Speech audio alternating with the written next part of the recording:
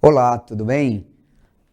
Hoje vamos retomar o assunto. Eu sou o professor Júlio, da disciplina Sociedade e Mundo do Trabalho de Automação Industrial. Vamos retomar o assunto trabalho em equipe.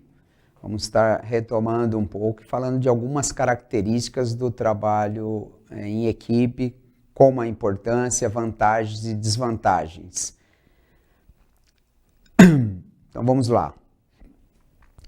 Características de trabalho em equipe. Vamos retomar no último tema da aula anterior, da aula 1, o que é consenso, ok? Então, consenso é 70% de concordância, né?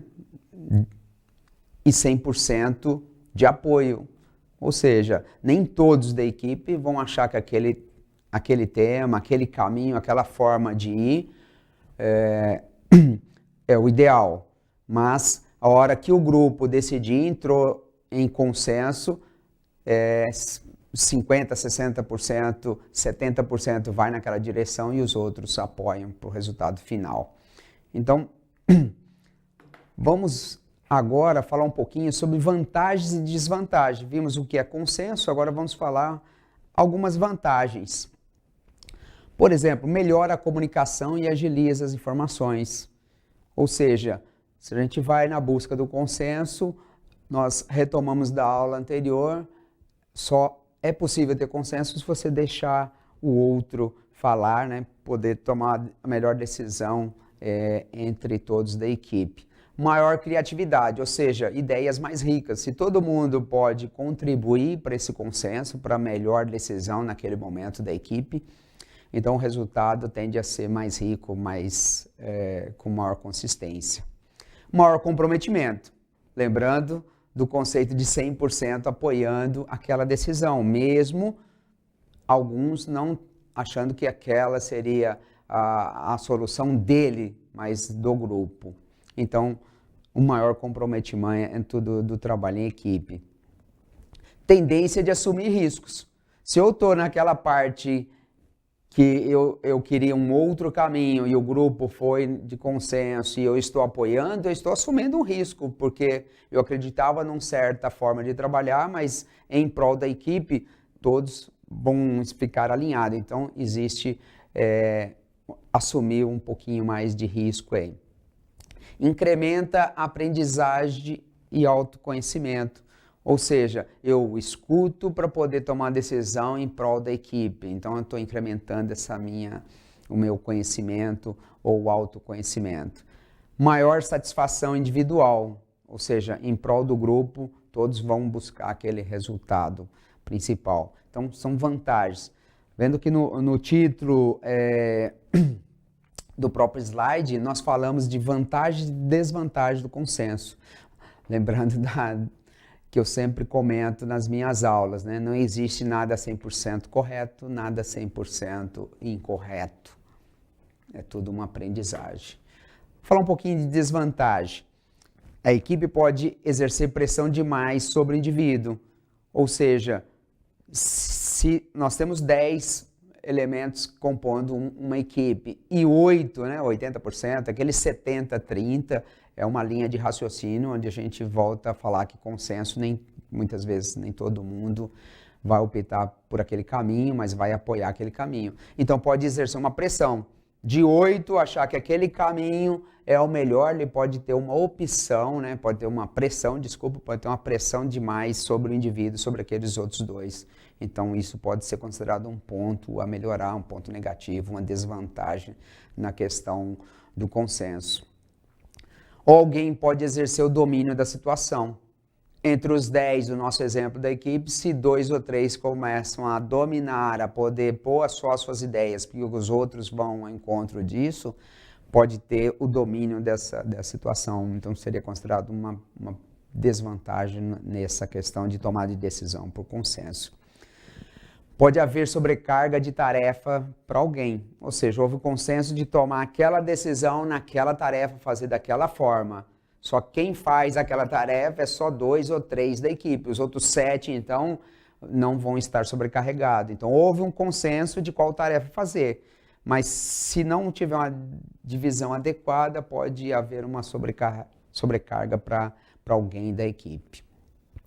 menor tempo para cumprir a tarefa, né? Em toda discussão, né, como que você vai, pode ser uma desvantagem de qual caminho a seguir, né? Então pode ter um menor tempo de cumprir essa tarefa.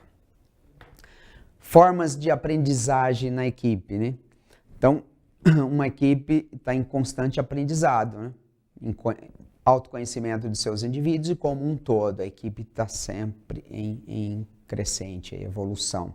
Então, troca de experiências e feedback sobre o produto ou serviço ou a tarefa, né? Eu tenho uma tarefa a ser cumprida, um trabalho a ser entregue. Então, essa troca de experiências entre a equipe, isso faz com que ela tenha um crescimento no resultado. As relações interpessoais, lidar com diferenças individuais auxilia nesse desenvolvimento. Se eu estou, de novo, no exemplo, numa equipe com 10 elementos, eu consigo trabalhar, eu consigo aprender com as diferenças, nós estamos mostrando, né,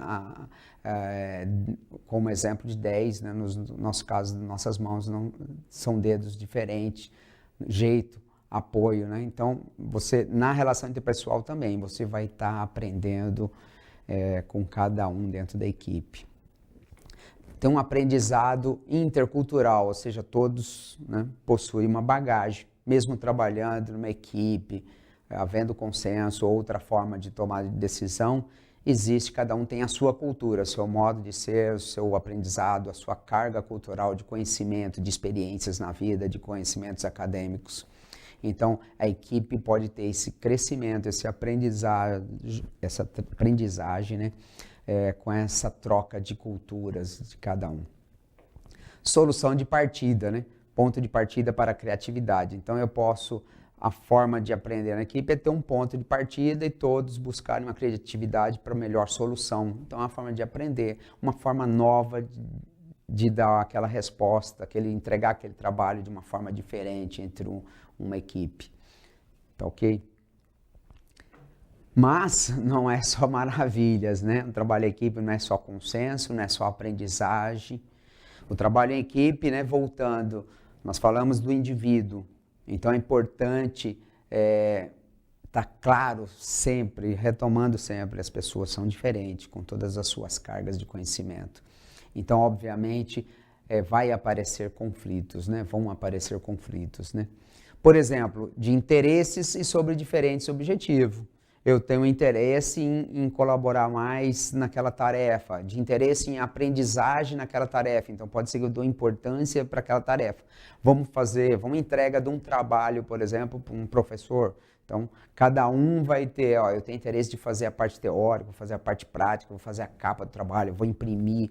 Então, pode ter interesse individual para cada um. E isso pode gerar conflito. Se eu quero fazer aquela parte e um outro indivíduo da equipe quer fazer também, pode ter um conflito aí. Pode ter um conflito de interesse, de objetivo de aprendizagem. De interpretação, de método para atingir o objetivo. Nós vamos entregar o trabalho na semana que vem, então qual que é o objetivo? Então qual que é a interpretação? É para entregar como, qual qualidade, qual formato. Então a interpretação de cada indivíduo pode gerar conflito. Se eu interpreto de uma forma, o outro interpreta de outro, um outro indivíduo da equipe interpreta de outra forma. Da distribuição ou escassez de recurso, né? Isso pode gerar conflito. É natural, né? Quem vai fazer tal trabalho? Não, eu não tenho tempo, é um recurso. Eu não tenho folha suficiente, eu não sei pesquisar, eu não tenho livro. Então, a falta de alguns recursos pode gerar conflito. A falta de algum equipamento, ou de alguma coisa para conseguir o objetivo da equipe, essa falta de recursos, ela naturalmente pode gerar conflito, né? Nós vemos isso não só em trabalho em equipe, mas no geral na sociedade. Sobre a estrutura, né?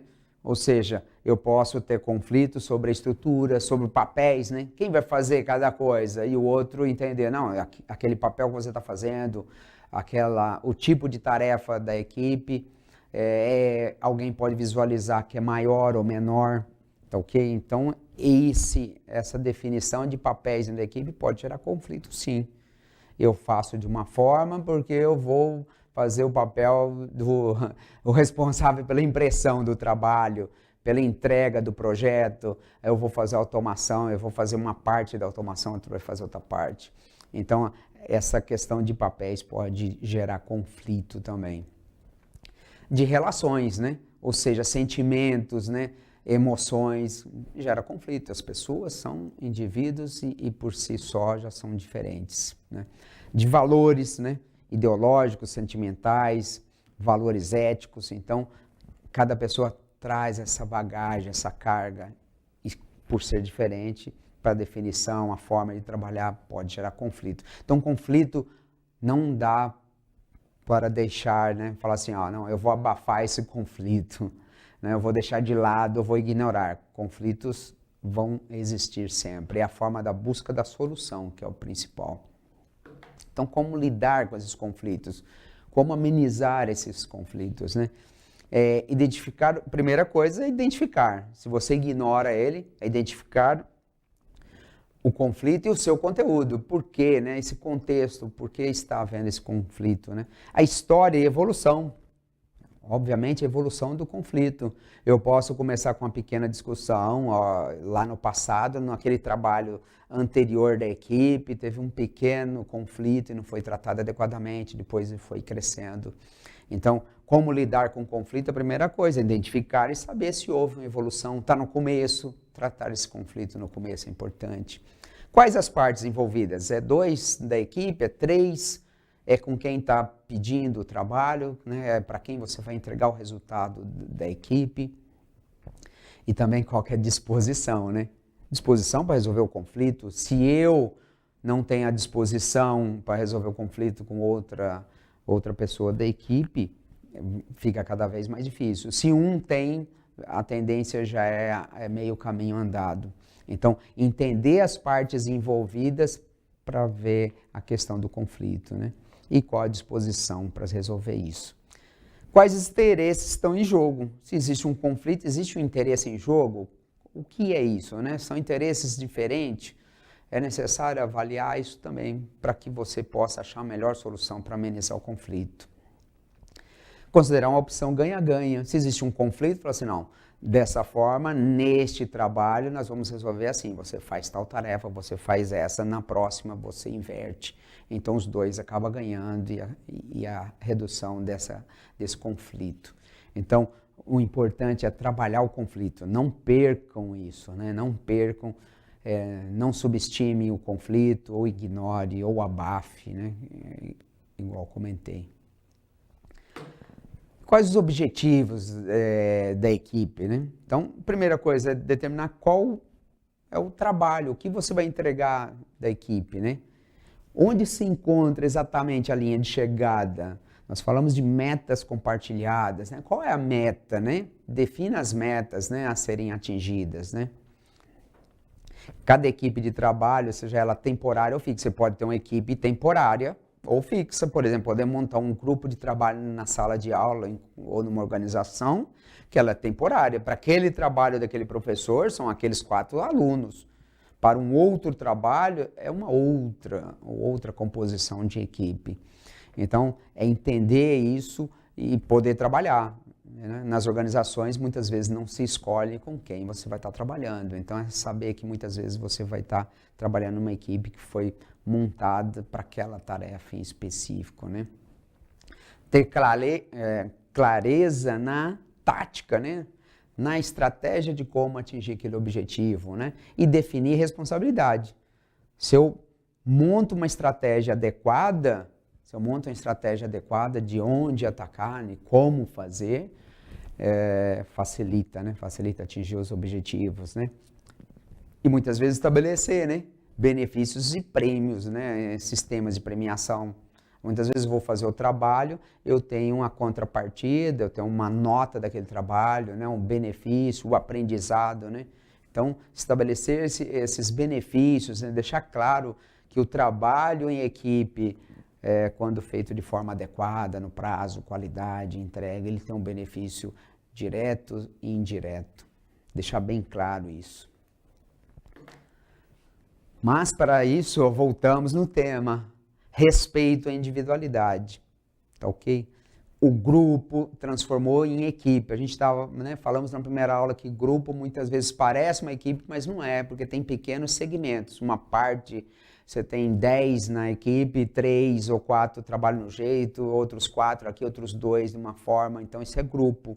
Equipe é quando todos têm uma relação mais forte, menos forte, tá ok? Que existe toda essa troca de informações. Então, se todos, para um bom trabalho em equipe, é necessária essa inter-relação, essa conexão entre todos os elementos da equipe, vão aparecer mais a questão da individualidade, né? Então, cada pessoa dessa equipe tem uma história, tem uma formação, tem uma experiência. Então, entender que existe isso, né? E conscientizar, né? E treinar, né? É necessário conscientizar para que exista essa individualidade, né? Mas tirar o proveito disso, né? Aproveitar as coisas boas de cada um, para aproveitar essa diversidade, né, das pessoas para que o trabalho em equipe atinja seu objetivo. E comprometimento e geração de valor, né? Ou seja, eu preciso estar comprometido com o objetivo final, né? É preciso evitar aquelas equipes, né, de antigamente na escola, né? Ou de não adequado, né? Escolas não adequadas aí na forma de trabalho em equipe, né? Onde 2 fazem e 4 olhavam, né? Então é importante, o trabalho em equipe não existe isso, existe maior ou menor participação de cada um, mas todos têm a sua responsabilidade.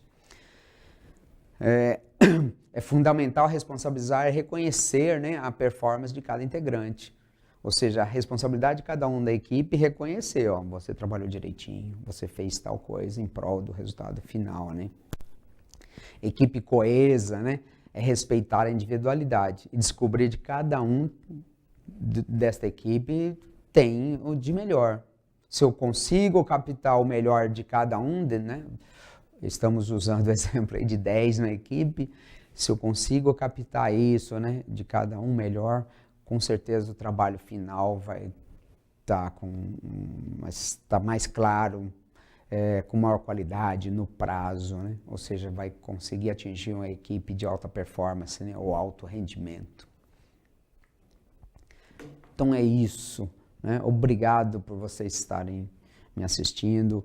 Pensem nessa figura como um trabalho em equipe. Cada um tem a sua individualidade. As peças não são iguais. Percebo que as peças não são iguais. Então, elas têm uma posição diferente de encaixe. Então, um trabalho em equipe é isso. Parecem iguais, mas na hora de fazer esse resultado final, de encaixar, de ficar coeso esse resultado, é necessário trabalhar essas individualidades. Tá ok? Muito obrigado e até a próxima aula.